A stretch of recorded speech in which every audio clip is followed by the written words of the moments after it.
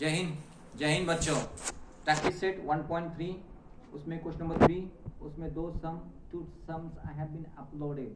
Solve the simultaneous linear equation by Cramer's rule. Cramer's rule में हमें d, dx और dy की value निकालनी है। d की वैल्यू कैसे निकालते पता है, dx की वैल्यू कैसे निकालते पता है, dy की वैल्यू कैसे निकालते पता है।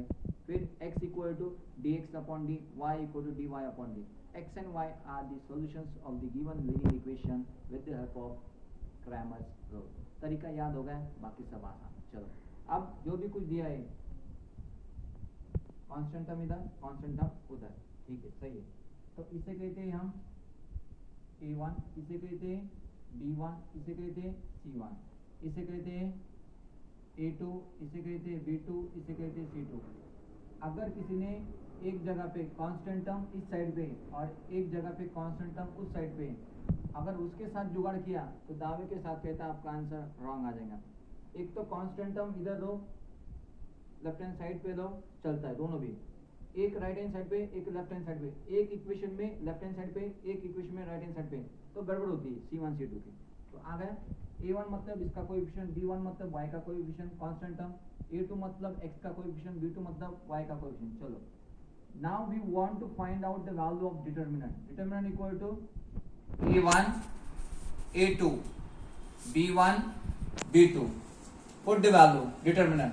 a1 की x का कोएफिशिएंट 1, a2 का कोएफिशिएंट 2, b1 का कोएफिशिएंट 2 और b2 का coefficient -3. How to solve this determinant? -3 into 1 या 1 into -3, -3 -2 to the 4. Answer is -7. Now we want to find the value of dx. Determinant constant term c1 c2, a1 a2 छोड़ दो, b1 b2, c1 c2 क्या है, c1 -1, c2 क्या है 12, b1 b2 क्या है, b1 2, b1 2, b2 -3, minus into minus plus 3 ones are 3, minus 12 ones are 12, 12 twos are 24, 24 में से 3 गए, -21, बड़ा नंबर 24 है, उसका साइन नेगेटिव है, d आया dx आया। now we want to find out dy a1 a2 b absent c1 c2. what is the value of a1 a2? coefficient of x a1 1, 2 constant term -1, 12. solve this 1 into 12, 12 minus 2 into 1 -2, 12 minus into minus plus 12 2 is 12 plus 2 14. dx आया, dy आ गया, d आ गया मेरा answer. x equal to dx upon d. what is the value of dx? the value of dx is -21. what is the value of d? the value of d is -7. minus cut, 7 on the 7, 7 to the 14, 7 3 the 21. what is the value of y? dy upon d. dy की value कितनी है 14, d की value कितनी है -7, 7 on the 7, 7 to the 14 पर minus. solution xy equal to क्या आ गया 3 -2। अब यकीन नहीं, इसमें पुट करके देखो तुरंत आंसर आ जाएगा। x की वैल्यू 3, y की वैल्यू 2 into -4, 4 में से 3 गए, यस -1 इक्वल टू -1। और अपनी दिल की या आपके मन का समाधान भी हो गया। चलो continue. Question number 4 same solve this simultaneous linear equation by Cramer's rule. Cramer's rule आ गया, xy चेक किया, हाँ x से y कांस्टेंट टर्म इधर है, राइट हैंड साइड पे कांस्टेंट टर्म इधर है। तो दिए हुए इक्वेशन के अंदर कोई छेड़छाड़ करने की जरूरत नहीं है। छेड़छाड़ कब करने की?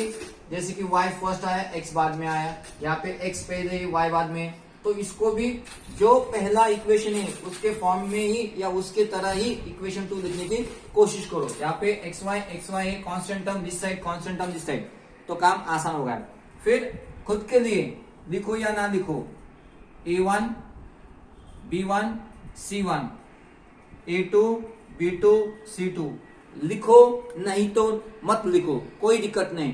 पर हम स्टार्ट कर रहे, आप नए हो, आपसे कुछ गलती ना हो जाए, इसलिए लिखो। Practice makes man perfect. जब पूरी एक्सरसाइज खुद के मन से सॉल्व करोगे तब जाके लिखने की जरूरत नहीं। पर फिलहाल टाइम जा रहा, जान दो, हमारे पास बहुत टाइम है, तो उसका सही इस्तेमाल सही जगह पे करो, लिखो सब कुछ। चलो, जब भी कभी हम क्रैमर्स रूल निकालते हैं, with the help of Cramer's rule, if you want to find the solution of simultaneous linear equation, तो d dx dy आना जरूरी है। तो d सबसे पहले हम निकालेंगे, d डिटर्मिनेंट। d की वैल्यू होती है सिर्फ constant, coefficient of a1 b1, a1 a2 b1 b2। इसमें c1 c2 नहीं होता है कांस्टेंट टर्म, सिर्फ coefficient of x and y। चलो करो पुट, a1 a2, a1 की वैल्यू 6, a2 की वैल्यू 8, b1 की वैल्यू -4 और b2 की वैल्यू -3। b1 b2 उनकी साइन भी लेना है, जब प्लस होता है तो हम प्लस नहीं लिखते। 6 1 जा 6, 6 2 जा 12, 6 3 जा 18, प्लस इंटू माइनस माइनस, उसके बाद माइनस आना ही आना है।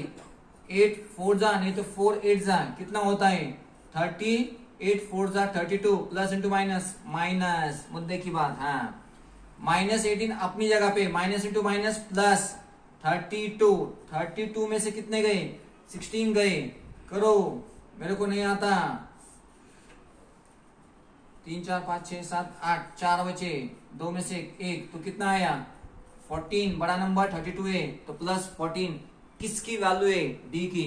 d के बाद क्या है, dx ढूंढना जरूरी है। dx कैसे निकालते हैं, हाँ कांस्टेंट c1 c2, इसमें a1 a2 नहीं होता है, b1 b2 याद करो। c1 c2, c1 की वैल्यू आ गई -12, c2 की वैल्यू है -2, b1 कितना है -4, b2 कितना है -3। कहां से आए देखो, कंपेयर करो, लिखो। तुम, मेरे को लिखने की जरूरत नहीं, तो भी मैं लिख रहा हूं ताकि आप भी सीख जाओ। 12 3 जा 12 1 जा 12, 12 2 जा 24, 12 3 जा 36, minus into minus plus minus, 4 2 जा 8, माइनस इंटू माइनस प्लस, तो प्लस 8। 36 में से 6 गए, 30 और 2 गए, तो 28। अब dy में स्टार्टिंग में a1 a2 b1 b2 नहीं होता है, उसके जगह पे c1 c2 होता है। चलो a1 a2, a1 की वैल्यू 6, a2 की वैल्यू 8, c1 की वैल्यू -12, c2 की वैल्यू -2। डिटर्मिनेंट 6 2 जा 12, माइनस कहां से आया, plus into minus minus, very good, minus sign आ गई। 12 8 जा 96, प्लस इंटू माइनस माइनस। जब भी साइन नेगेटिव नंबर आता है तो याद करो, दूसरे नंबर को अगर नेगेटिव साइन आता है तो ब्रैकेट देना, तब जाके -12 माइनस इंटू माइनस प्लस 96 हो गया। 96 में से कितने गए 12 गए, 6 में से 2 4, 9 में से 1 8, कितना आया 84। बड़ा नंबर 96 है, उसकी साइन पॉजिटिव है। अब d आया, dx आया, dy भी आ गया। अब मेरा काम आसान हो गया। If I want to find the value of x with the help of Cramer's rule, I can write x equal to dx upon d। चलो x dx की वैल्यू क्या है, dx अभी मैंने निकाली, कितनी है 28, और d की वैल्यू कितनी है 14, 14 1 जा 14, 14 2 जा 28। फिर y equal to dy upon d, इससे आसान कुछ भी नहीं है। अब आपको आता नहीं, आपकी प्रैक्टिस कम है, इसमें मैं कुछ नहीं कर सकता। dy 84, d कितना है डिटर्मिनेंट, अभी हमने निकाला सबसे पहले 14। अब इतना 14 का टेबल मेरे को आता नहीं, पर 7 का टेबल सबको आता है। 7 2 जा 14, 7 1 जा 7, 7 2 जा 14, 7 1 जा 7, एक बचा 14 बन गए, 7 2 जा 14, 2 1 जा 2, 2 6 जा 12। और जिनको 14 का टेबल आता है, 14 1 जा 14, 14 2 जा 28, 14 3 जा अमुक अमुक, 14 4 जा तमुक तमुक, 14 5 जा तमुक तमुक, 14 6 जा 84। अब x भी आ गया, y भी आ गया। सॉल्यूशन में देखो नीचे, एक के नीचे एक लिखो, मेरे पास जगह नहीं इसलिए मैं वहां पे कूदिया मारा। एग्जाम में आप कूदिया मत मारो, write in systematic way. Solution X Y equal to, X का आंसर कितना है 2, y का आंसर कितना है 6। अब आंसर मैंने निकाला, मेरे पास समय भी है तो मैंने क्रॉस चेक किया। किसी भी इक्वेशन में हम हर बार इक्वेशन 1 में पुट करते हैं। चलो अब इक्वेशन 2 में भी पुट करके देखते हैं, सेम आंसर आता है। तुम जो वैल्यू निकाली है उसको 1 में पुट करो, नहीं तो 2 में पुट करो, हमारा आंसर सेम आने वाला है। क्या लेफ्ट हैंड साइड और राइट हैंड साइड सेम होती है। चलो क्रॉस चेक करो, 8 इंटू एक्स की वैल्यू कितने आ गई 2, माइनस 3 इंटू वाई की वैल्यू कितने आ गई 6 इक्वल टू -2।